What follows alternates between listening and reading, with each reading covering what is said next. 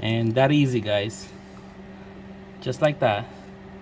See, this is what I meant right here. You lock it in place.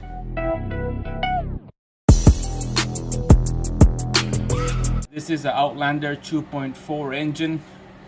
We're gonna be taking out this hydraulic tensioner right here.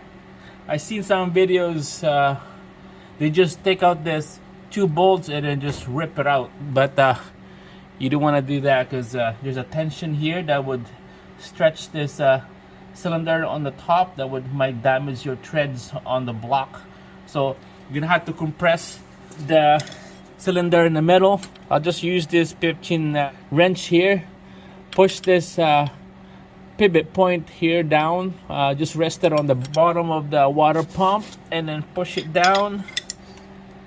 So just rest it on the top of that pivot point and then push it down.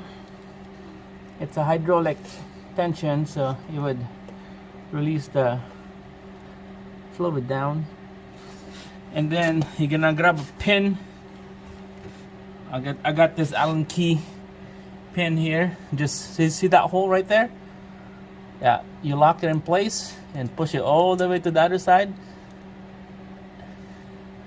And that hydraulic ram in the middle, there's a hole as well, and it will lock in place. So that's bottom out.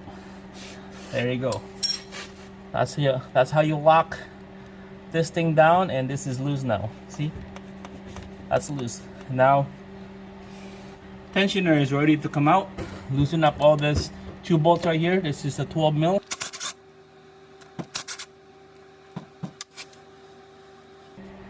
And that easy, guys, just like that.